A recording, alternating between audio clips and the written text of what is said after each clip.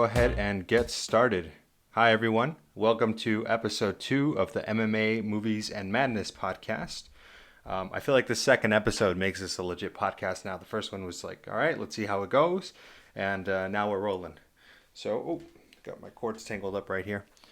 So before I get started on some of the topics I wanted to cover today, I wanted to let everybody know a little bit about the availability of this podcast. So as of a couple of days ago, we're available on YouTube, Spotify, Breaker, Anchor, Google Podcasts, and Radio Public.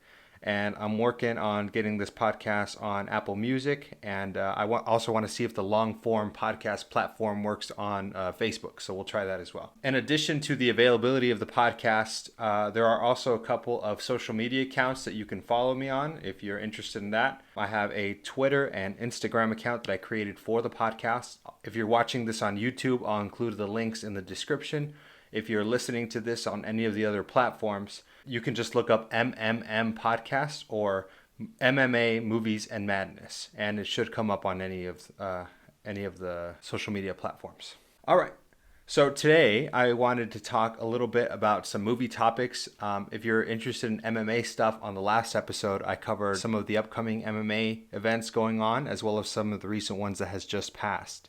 So for movie news, I wanted to first start off by talking about the Snydercut. I read about this on Twitter a couple days ago. There was some wide fan speculation before that. So I'll kind of go back a little bit so everyone can follow along on the timeline. In, I want to say March 2018, the Justice League movie was released. Early, obviously the build up to that, they had created a few different movies.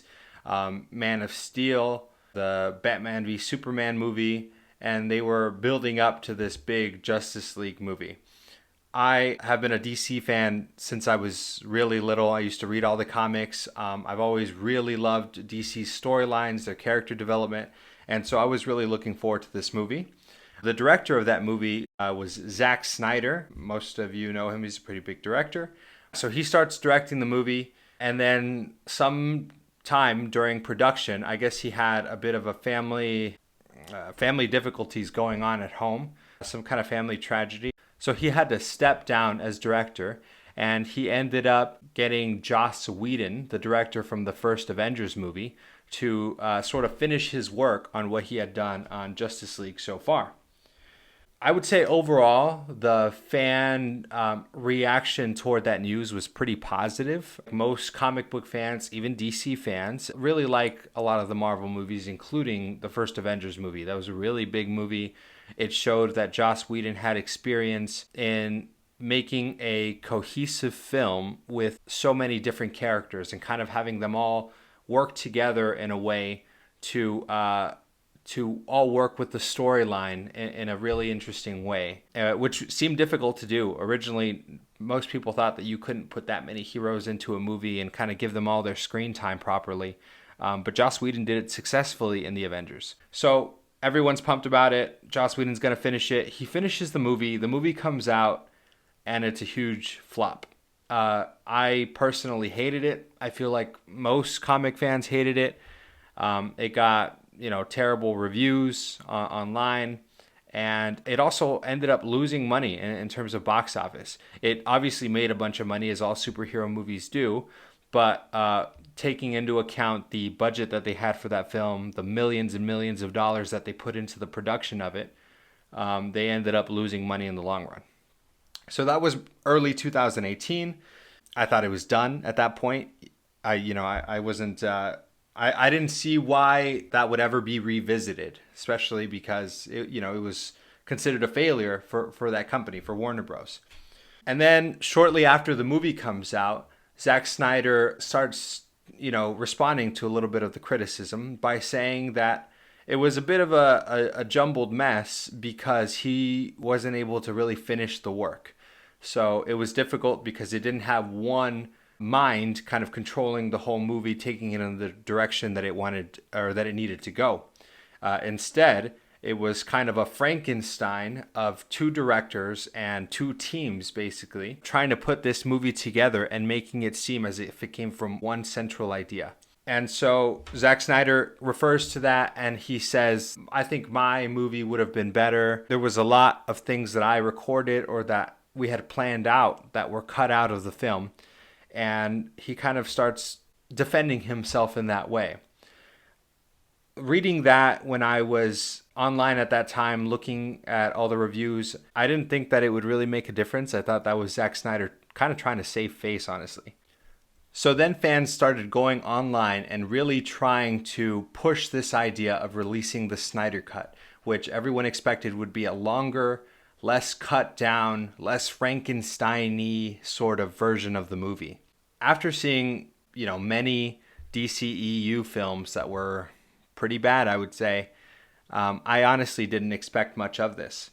But the fans really kept pushing it, and so as of a couple days ago, they have announced that they are officially releasing a Snyder Cut version of the Justice League film on HBO Max in 2021. So my thoughts on this, like I said, I'm a huge DC fan. I read the comics. I'm especially a huge Batman fan. That was the main line of comics that I would read growing up. I'm not too excited about it. I'm going to be honest. I have seen Zack Snyder's Man of Steel, which shows kind of the direction that he likes to take things in the DCEU.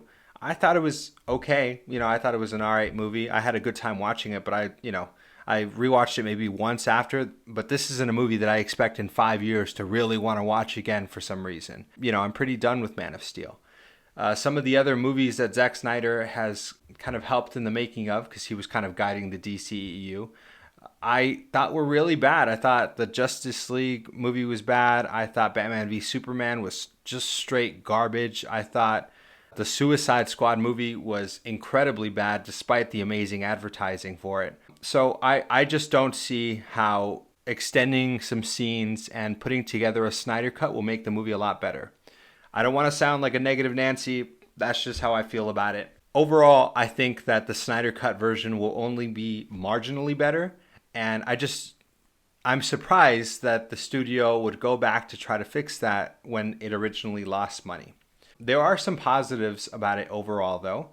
I think that overall, this situation shows that streaming services are allowing production companies to take bigger risks in making their films, which is exciting. I feel like streaming services have opened up a lot of opportunities for a lot of different creators. You see what Netflix is doing, Hulu, Amazon Prime. They're creating a lot of original content, and they're also allowing creators to add on to their stories instead of really having to try to meet the lens of a big production company that would normally release all their stuff in theaters. So I think that's a positive. I'm happy that HBO Max is allowing DC to do this. Or Warner Bros. To do this.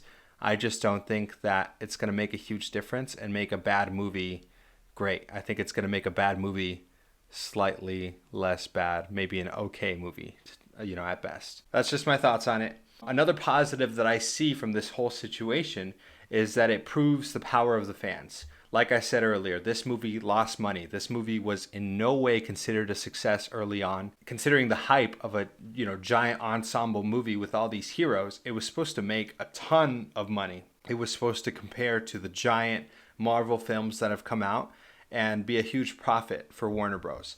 It ended up not being that, but despite that, they're making this. So I think that's a huge testament to the voice of the fans. I have seen people talk about the Snyder Cut for a long time. Some of the movie reviewers and critics that I read and listen to and watch on YouTube have been talking about the Snyder Cut and really pushing this. I've always disagreed, but I feel like all those people put in work, to push audiences to call for this movie or for this version of the movie. So I think that's exciting. It shows that studio companies are listening to fans, and that what we want, we can get if we push for it. So that's going on. I also wanted to talk a little bit about some of the movies that are actually coming out in 2020 despite this whole coronavirus thing going on.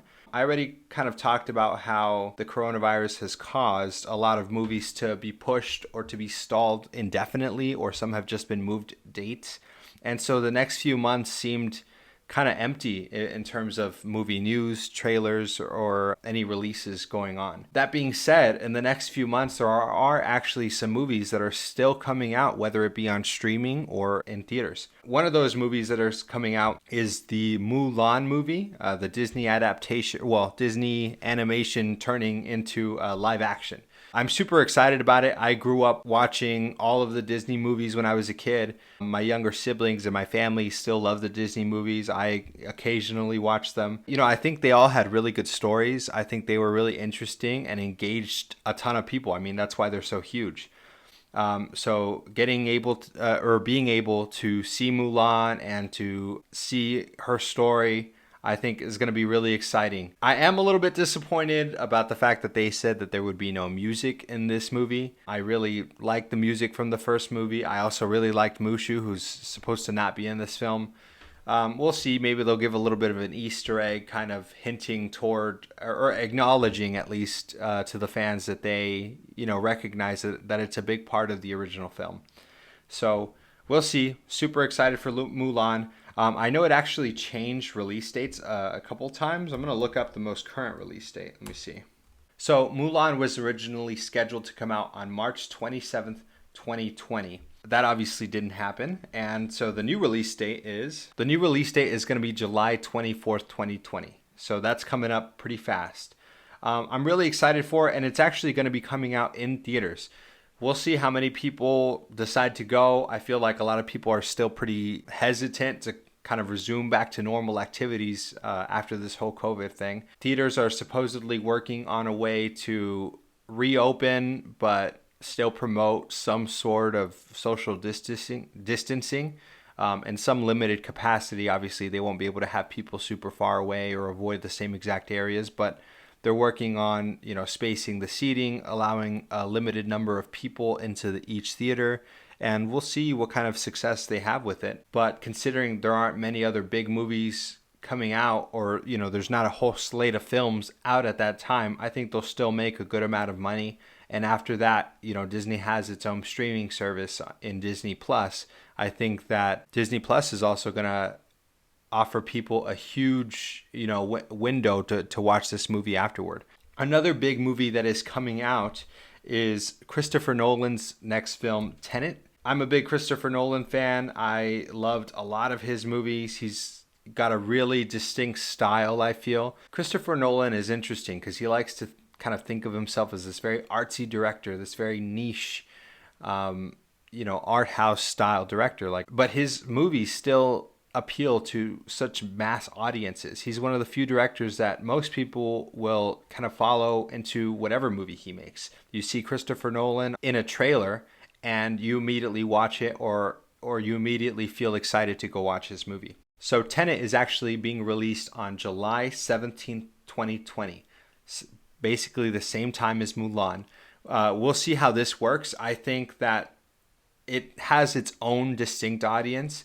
So some people like me will, be excited to watch both movies.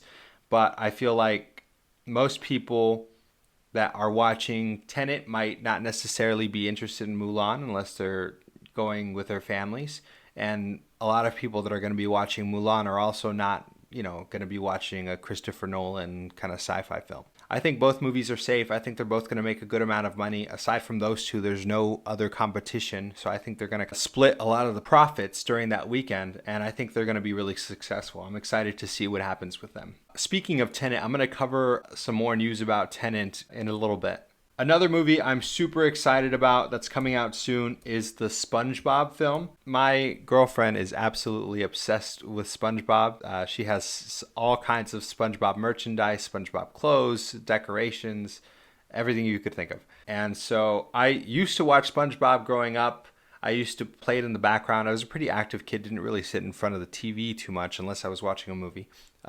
So I used to kind of watch the episodes, but I'm not the type of SpongeBob fan that can quote every single line of the series in any episode at any given time.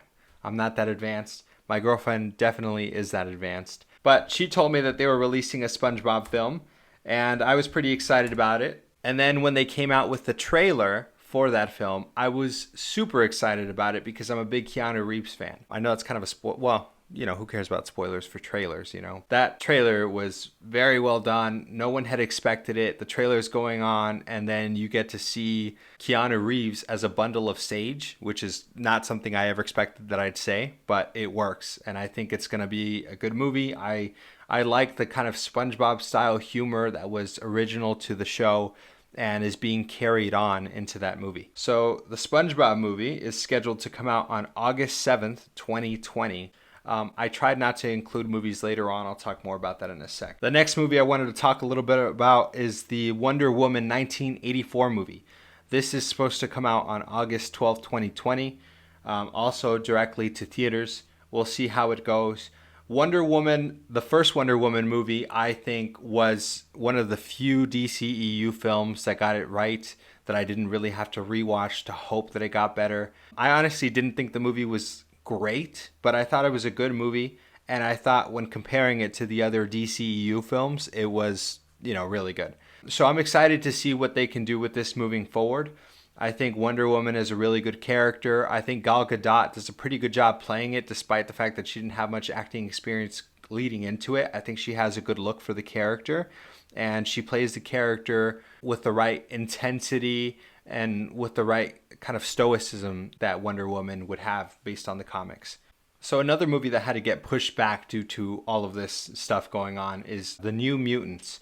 So The New Mutants was originally scheduled to come out on April 3rd, 2020, so earlier last month. Due to everything going on, they actually moved it to August 28th, which is, normally would be a really good time. Due to all this, still not sure if it's going to be, making huge amounts of money. This film is definitely a bit of an experiment for Disney. As a lot of you know, Fox got bought out by Disney last year, or was it last year? Let me check. Yeah, it was last year. When Disney bought out Fox, they acquired all of their properties, including their Marvel properties, their superhero properties. A lot of the old X-Men films, all of that stuff kind of got left behind. It's, Marvel has said that they are still exploring the thought of making some of those movies in the future, but all of the old movies that were made will not continue on with them. They're basically a separate thing. We'll see what Disney does with the Fox properties moving forward. So The New Mutants is actually still made with its original Fox team. It was put into production early on and planned out and kind of carried through before Disney finalized their buyout of Fox. And Disney didn't want to, you don't want to fully crush this movie and just leave it, because it could still be profitable. There's still teams behind it. Could still be a good film. But Disney seems a little bit hesitant in fully joining it in with the rest of their MCU properties. And so I think Disney's going to let this movie play out, see how it does with its original Fox team. If it's successful, I'm sure that they'll capitalize on it, add on to it, and end up making it a bigger part of the MCU. If it flops, they'll kind of close their eyes, cover their ears, and just pretend that didn't happen. So we'll see. I'm excited because I love the mutants in the comics. I think mutants are an interesting way to explain superhero powers in a way that can be applied widely, but different variables can be changed to make it more interesting. The last movie that I wanted to cover in this segment is A Quiet Place 2. A Quiet Place came out not too long ago and surprised everybody. I feel like it was an incredible film. John Krasinski did a great job directing it, starring in it. He's really versatile. I used to watch him in The Office, and he plays a great Jim. And now seeing him as this kind of lead man, it has been really cool to watch. I think he's made a really good transition into that. I feel like that's the way he wants his career to go moving forward, and he plays a good lead man. He's doing well. So A Quiet Place 2 is going to come out on September 4th. I'm very excited about it. I want to see how they add to the story moving forward. I think they did a really good job creating that world in the first movie and making us believe that you have to be silent. They showed the repercussions of not doing it. They showed how the town had reacted in that situation.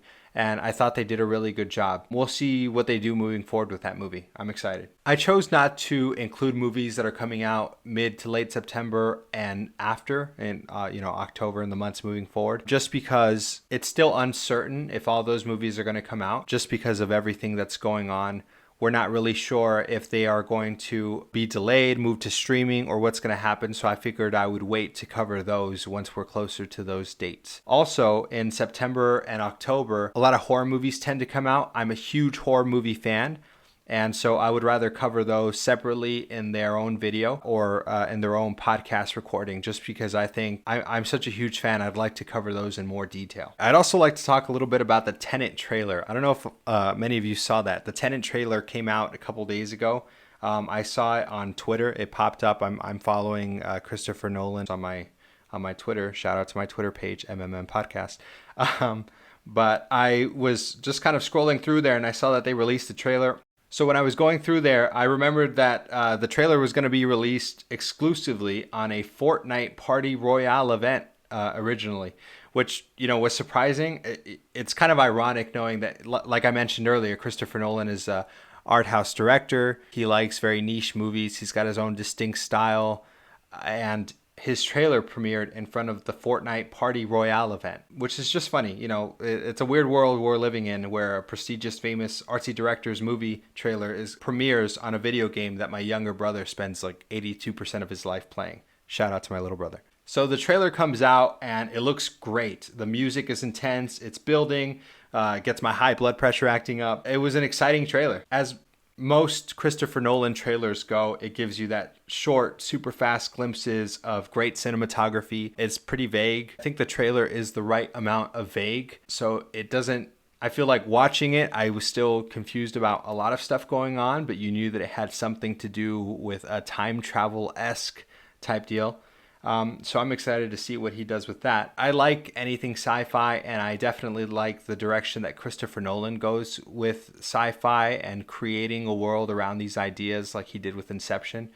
So I think it's going to be really good. So the cast for this movie includes John David Washington, that's Denzel Washington's son. I know he probably hates to be referred to as Denzel Washington's son, but that's still kind of what I see when I see him. I'm sure he will develop his own persona as he continues to make great movies. But he definitely looks and sounds a lot like his dad, which doesn't make it any easier to try to separate the two. I have only seen him in the Black Klansman movie. He did an amazing job in that movie. I thought he had a lot of charisma. I thought he played he did a good job of balancing out dramatic scenes with some action, with comedy. I thought he did a really good job. I haven't seen him in any other movies aside from that, so hopefully this can propel his career moving forward. The movie also has Robert Pattinson in it, the next Batman. He's a really good actor, but I feel like he has yet to be one of those names where people automatically go to watch his movies in the theater. His last few films in the last few years have been really good though, including The King on Netflix, The Lighthouse,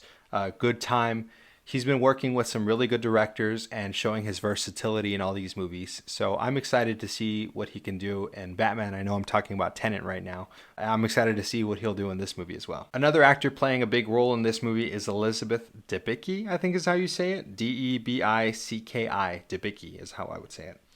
I only have seen her in The Man from U.N.C.L.E., which was a pretty good film. She did well there. Another interesting fact about her is she's super tall. I looked her up yesterday to kind of prepare for what I would say in this podcast.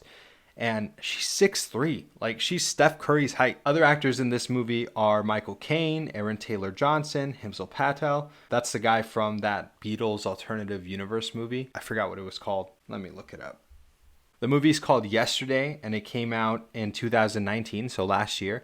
It was really good. I ended up watching it online, and I thought it was a really good movie. They did a good job with it. Yay to Himsal Patel. Hopefully he does well in the Tenet. All right, so we'll use the cast of the Tenet movie to kind of transition into the last point that I wanted to talk about, specifically Robert Pattinson. I wanted to talk a little bit about some updates and some stories that have been coming out leading into his role as Batman, which is coming out on October 2021. I know I mentioned that I love comics earlier, but I was a huge Batman fan growing up. I used to buy all the graphic novels. I had a collection of them on my shelf. I bought all the comics growing up through the different writers and different series that they were released in. I think comics have done a great job in exploring Batman's identity and taking the character in different directions while still being true to himself. I think Batman is just such a badass character. I know people like to make fun of him because he doesn't have powers or whatever, but I think that's what makes him cool. He's a very strategic fighter, plans everything ahead, and is able to get the upper hand of his opponents because of that. Batman is definitely my favorite comic book character since I was a kid to this day. That was a Deontay Wilder reference, if anyone got that. So as a Batman fan, I've been through many Batman movies and have tried to go into them with an open mind. Many comic book fans are what people refer to as purists. So they, if anything has changed from what they read growing up or from what they have read in the comics, they're pissed about it. I don't see it that way. I think if a director or creative team wants to take something a different route or change some things about the character, I think that's fine as long as they stay true to the character's overall identity. So I think there are ways to be creative. You don't have to, just stick to the same points every time. I think that makes a boring movie. I'd like to see new things. As long as they fit within the character, I think that's pretty self-explanatory. So back to Robert Pattinson in the role. There has been news that Robert Pattinson has been struggling to bulk up for the role of Batman. Reading that early on, I believed it. A lot of people were saying, oh no, he'll bulk up just like everybody else did, just like all the other actors that are playing comic book heroes did. I could see that. He's got a very slim figure. I haven't seen his figure change too much for many roles. Not that there's anything wrong with that for all his other roles. I just saw that headline and was like, yeah, I could see Robert Pattinson struggling to put on some muscle for this movie. And then last week, GQ magazine does a piece with Robert Pattinson. They did it in a very funny way, again, due to the whole coronavirus thing going on. They are promoting social distancing, and so they didn't bring him into their studio or whatever to take the pictures and do the interview. Instead, they had him take pictures of himself in kind of an artsy way at his house and send it to them so they can include in their magazine. And Robert Pattinson fully went into it. He committed to it, which was fun. And after those pictures were released, a lot of people freaked out. They saw that he is still very slim. You could see it in his face. He's wearing baggy clothes in a lot of the pictures, but overall, you can still kind of tell. Comic book fans are known to be really intense, and so this sparked a huge thing online. In addition to the pictures that were released, he also did an interview with GQ, which was published in their magazine. And he talked a little bit about preparing for his role as Batman. He said they were about a third of the way done filming. He said his trainers have given him workouts to do while in quarantine, and he has not been sticking to them. I think Robert Pattinson went into the interview knowing people would flip out and kind of had fun with it. I doubt he's just sitting at home not doing any of the exercises. I'm sure he's just using his old British humor to kind of, press at people and have fun with trolling all of the super hardcore comic book fans. Personally, I'm not expecting him to look like Captain America from the MCU or Superman from the DCEU. Those guys obviously have a much bigger build naturally, and it's probably a lot easier for them to build that kind of muscle for their roles. But I was expecting him to bulk up a little bit just because that's what has been done with all the other comic book characters. During the printed interview, he spoke a little bit about how he didn't think he needed to, how James Dean never had to look super big. James Dean never played Batman, but whatever, I guess. I guess that's a point that he wanted to make. Like I said, he could have been just playing into the whole trolling people thing. I'm not sure. Like I said, I try not to be a comic purist, but I do think that Batman should look like he's in really good shape. He doesn't need to be super jacked bodybuilder style, but he obviously needs to be in decent shape to take on the villains and get in the situations that he does all the time, to take a hit, to, fall from buildings and to do all of the acrobatic things that he does in the movies, or that I would expect him to do in the movies. Batman isn't just some guy who sits on his couch all day chilling. He's working out, he's staying in shape in order to fight crime.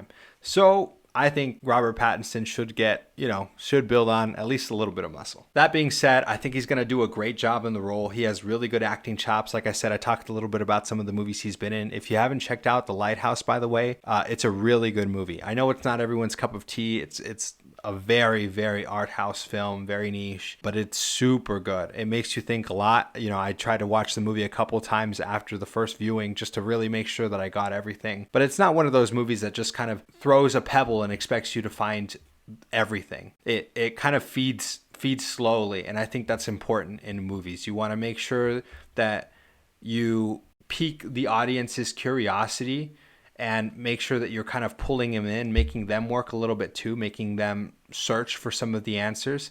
But I hate when movies basically just pose a question and then leave it.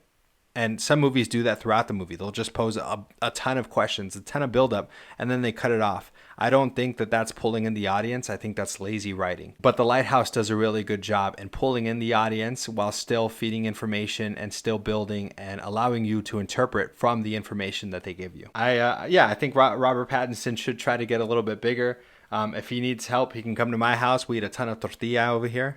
So Robert Pattinson, if you're listening to this 50 view podcast, come over, get some tortillas. That's it for the movie news that I wanted to cover today. As I mentioned earlier, if you're interested in listening to some MMA stuff, I posted a podcast a few days ago on MMA fights and events that have happened recently and events moving forward. There has already been some new MMA news going on, including one of my favorite fighters, Sean O'Malley, joining the UFC 250 card. I'll be covering that in the next episode. By the way, if anyone has any recommendations on movie news or MMA stuff that they'd like to talk about, or really anything else, or that they'd like me to talk about, let me know. I'll definitely cover it in a podcast. All right, last but not least, I just want to make sure, like I said, if you are watching this on YouTube, the links for my social media accounts will be in the description. If you're listening to this on any other podcast platform, it's MMM Podcast or MMA Movies and Madness Podcast. I appreciate the support. I've already gotten a lot of support from people about the podcast, and so I think it's going to be exciting moving forward. I'm excited to make some more episodes and to cover a wide variety of topics. All right, everyone. Thank you once again. Thanks for listening to the MMA Movies and Madness Podcast. See you next time.